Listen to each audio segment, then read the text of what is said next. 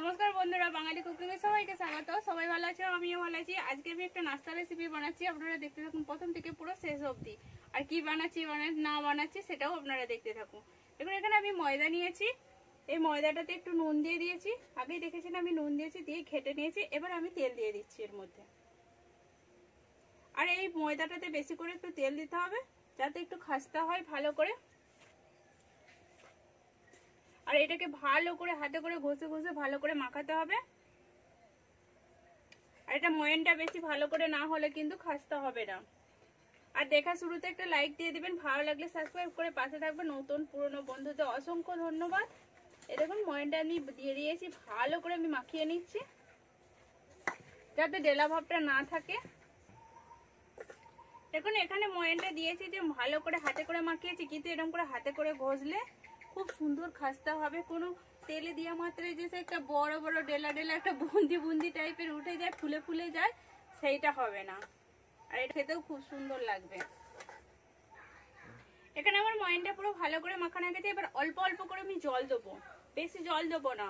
আর এই ডোটা যে মাখাতে হবে সেইটা কিন্তু একটু টাইট হবে, শক্ত টাইপের হবে, জন্য আমি অল্প অল্প জল দিয়ে আমি মাখাচ্ছি। দেখুন এখানে আমার পুরো ডোটা ভালো করে মাখানো হয়ে গেছে। এটা এবার আমি 30 মিনিটের মতো ঢাকা দিয়ে রেখে দিচ্ছি। এটা আমি ঢাকা দিয়ে রেখে দিচ্ছি। এখানে আমি কোড়াটা তেলে দিয়েছি, কোড়াটা গরম হচ্ছে, এর মধ্যে আমি শুকনো লঙ্কা দিয়ে দিচ্ছি। এবার আপনাদের ঝাল পরিমাণে আপনারা দিবেন লঙ্কা। আমার যতটা পরিমাণ আমি ততটা দিয়ে দিচ্ছি। আমি আর গুঁড়ো লঙ্কা দেবো না, সেই জন্য আমি এই শুকনো লঙ্কাটা দিয়ে ঝালটা করে নেবো। এখানে আমার শুকনো লঙ্কাটা ভাজা হয়ে গেছে, আমি এটা তুলে নিচ্ছি। এখানে আমি 5 ফোড়নটাকে একটু ভেজে নিচ্ছি, হালকা ভেজে নিচ্ছি, কিন্তু ছুঁয়ে যাতে না যায়, একটু খুব সেন্ট আসবে ভাজতে ভাজতে, সেইটাকে হলেই আমি তুলে নেব।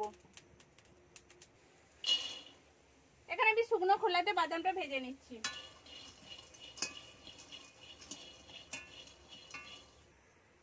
এখানে আমার বাদামটা ভাজা হয়ে গেছে, আমি বাদামটা তুলে নিয়েছি, কড়াতে তেল দিয়ে দিয়েছি। এবার আমি আলুটাকে পুরো ছোট ছোট করে কেটেছি, এই দেখুন, এটাকে এবার আমি তেলের উপরে দিয়ে দিচ্ছি।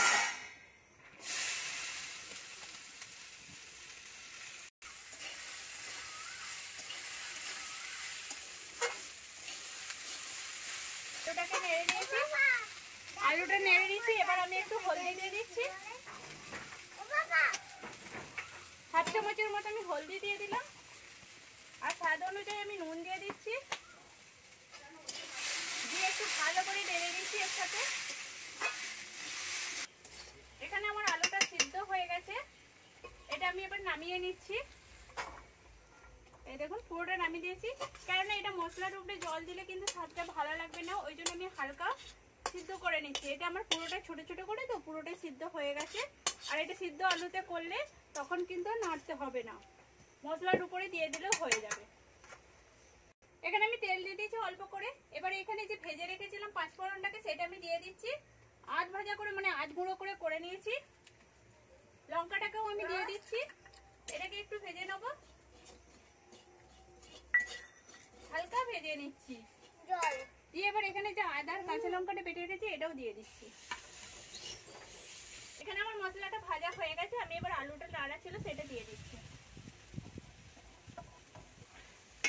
আলুটা দিয়ে মশলার সাথে ভালো করে কষে নেবো একটু, যাতে মশলাটা পুরো আলুর সাথে লেগে যায়। এখানে আমার পুরো নাড়া হয়ে গেছে। এবার আমি বাদামগুলো দিয়ে দিচ্ছি। বাদামগুলো আমি একটু খোলা ছাড়িয়ে নিয়েছি, আর পুরো বাদামগুলো আমি দিয়ে দিচ্ছি। বাদামটা দিলে টেস্টটা খুব সুন্দর লাগবে। এখানে আমি নামিয়ে নিচ্ছি এটাকে। এটা আবার ঠান্ডা হতে দেবো, বাকি যেটা আছে সেটা আমি বানিয়ে নেবো।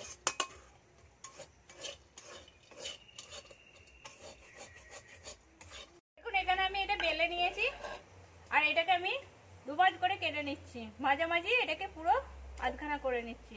এই দেখুন এটা আমার আধখানা হয়ে গেছে। এবার আমার যে পিসটা রয়েছে ময়দা রয়েছে বেশি, সেই দিকটা আমি একটু জল দিয়ে দিচ্ছি, কারণ যে দিকটা কম ময়দা রয়েছে সে দেখতে ভালো লাগবে, নাহলে সাদা সাদা লাগবে। আমি একটু বেশি করে জল দিয়ে দিচ্ছি, দিয়ে এটা ভাজ করে মুড়ে নিচ্ছি। আর এটার কত সুন্দর মোটা রয়েছে রুটিটা দেখুন।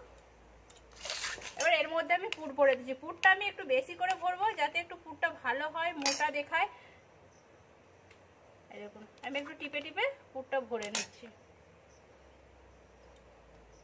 পুরটা ভরে নিয়েছি। এবার পুরটাকে একটু টিপে দিয়ে সাইড দিয়ে একটু জল দিয়ে দিচ্ছি। এরকম জল দিয়ে দিয়েছি। এবার এই সাইডটা যেটা আছে এদিকটা ভাঁজ রয়েছে তার অপোজিটটা ধরে এরকম করে টিপে নিচ্ছি। এই দেখুন একটু ভালো করে টিপে নিতে হবে যাতে খুলে না যায়। এবার এক সাইড দিকে দিকে পুরোটাই মুড়ে নিচ্ছি।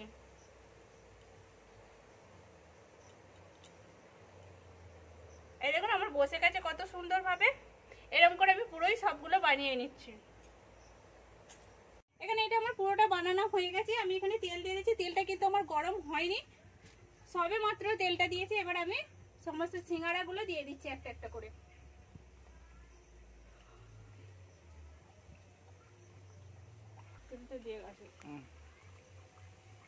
এই দেখুন আমি সবগুলো দিয়ে দিয়েছি, যতটা ধরেছে আমার ততটাই দিয়ে দিয়েছি। এবার এটাকে আস্তে আস্তে ভাজতে দেবো আমি।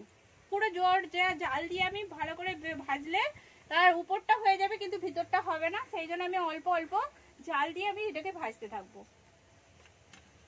এবার এটা আমার একদিকটা হয়ে গেছে, আমি একটু লাল লাল করে ভেজে নেবো। এক পাশটা হয়ে গেছে, আমি উল্টে নিচ্ছি একটু।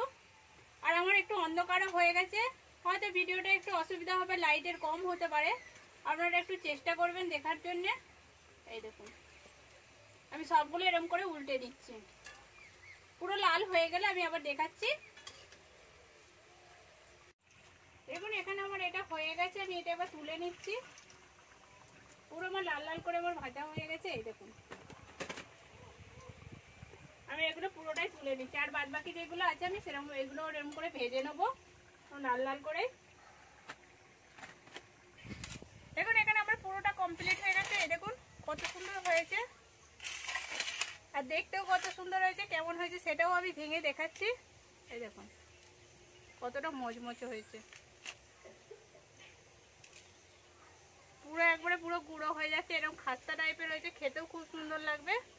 প্লিজ আপনারাও এরকম করে বাড়িতে বানিয়ে দেখবেন কেমন হয়েছে। গরম গরম খেতে তো খুব সুন্দর লাগে। ভালো লাগলে লাইক করবেন, শেয়ার করবেন, সাবস্ক্রাইব করবেন আর পাশে থাকবেন। এই দেখুন।